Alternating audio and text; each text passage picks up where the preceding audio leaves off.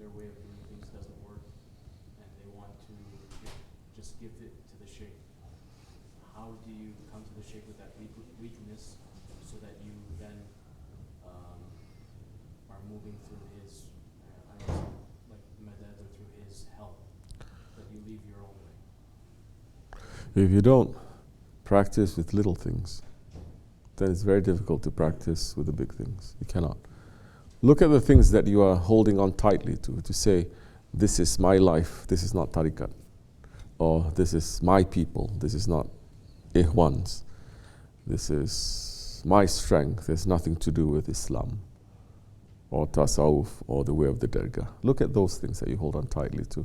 When you start letting go on those things and start consulting, then things will become better.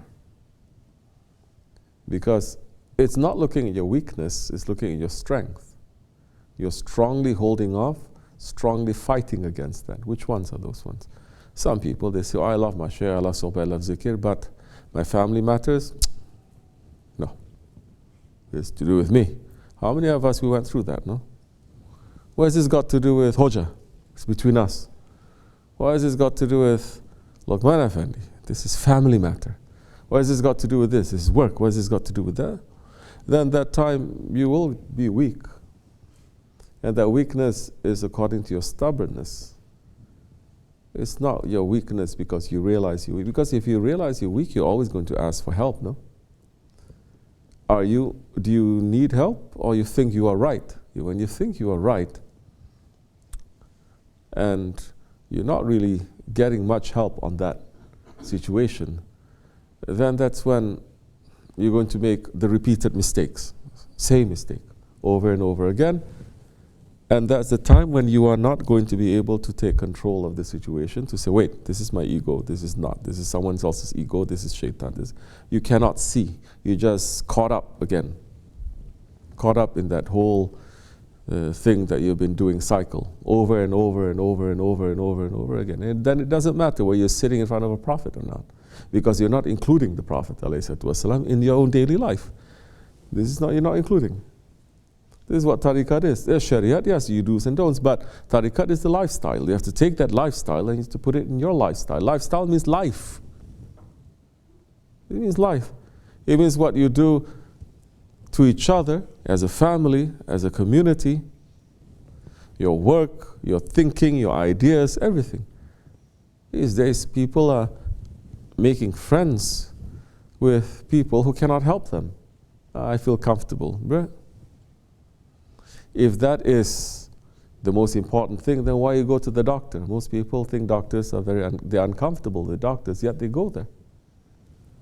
Why are you going to trust? Now, being in tariqah for some time, you need to trust. We were just speaking. You say now certain things have to shift, certain things have to change, especially after a while. Say this is not working. If it's working, we're not going to touch it. Maybe it's good, maybe, because even things that you're working and it's not mixing in, connecting with tariqat, it only works up to a certain point. After that, it doesn't work anymore. So now your lifestyle, you got to look at the lifestyle. How does a sheikh deal in this kind of situation? How does he deal with children? How does he deal with wives? How does he deal with this? How does he deal with that? You have to. If you don't, you keep on making the same mistakes. You take one step forward to 2 steps back, 1 step forward. Because everyone is caught up in their own cycle. Everyone's caught up in their own lives that they can't break out from it. It's a pattern that they have. Now, the sheikhs, they're just offering a different way of looking at it.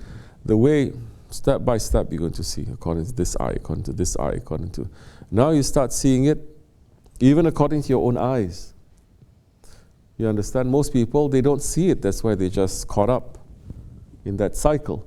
But once you break out and you start looking at it, then you start looking with your own eyes. Then that's how I say, okay, now you're looking, now you're understanding, good. Now look at it through my eyes. Now look at it through this other person's eye. Why this is happening. Now you look at it through this other person's eyes. Because it's not just, you cannot just be drunk. When you're caught up in that cycle, not understanding, not knowing, not taking yourself, you're drunk. Once you start looking with the eyes of the Shaykh is just saying, now look at it through different angles, look at it through 100 different eyes. You get 100 different ways of understanding. But you're so caught up in your own way of doing it, but it doesn't work. Every time, we are not ones who are going to listen to anyone except for our Lord and our Prophet and our Shaykh. That's it. You understand? Who else is going to put pressure on us or this or that? It doesn't matter. Doesn't matter. If anything, we have to take a step back. We have to be very strong to say, Inshallah, we'll see. Huh. Not to get caught up. Otherwise, it doesn't really make much of a difference. Because to this person, maybe the way that you're behaving, you're stuck 30 years ago. Maybe you're 40 years old, but you're still behaving as if you're 10 years old. You're still repeating that thing. This other person 20 years ago, this other person 10 years ago. They're still stuck, don't you know? But then you have to grow. Huh? How is it? You haven't seen your family for so long, maybe for some people. But you got to grow. You cannot be stuck where it was 20 years ago. The way of thinking, the way of understanding, the way of approaching things, you have to bring everything in. You cannot just, oh, this person's like this, they always make me. That means that they already rewire you, they get you under their skin. And then anytime they can control you like that. It cannot be. You must be controlled by Allah. You must be controlled by the Prophet. You must be controlled by the awliya Allah. This is why you've been training. You haven't been under training with them. But with your Shaykh you have. Now what are the things that you must shake off? What are the things that you must take on? You must know this. This is to become self-aware. To become aware. If you're not aware of yourself, why are we in tariqat? If you're not aware of yourself, the whole point of us here is to study ourselves, correct? Is to know ourselves. We're studying ourselves. If you're not aware, then why are you here? Why are you wasting your time? All your zikr, all your sohbats, everything is to make you to become more aware. Why am I doing this? What is the reason? Why am I doing this? You give one answer. That's not good enough. That's the answer I always give to 100 different people when they ask. You have to ask a different why. Really, why? When you get deeper and deeper like this, then you start looking at yourself properly. You're not going to be satisfied with simple answers that you give. Huh? Inshallah. We've got to break out from that. Every one of us. Allah make it easy, inshallah. Wa min Allahu tawfiq al-Fatiha. Amen.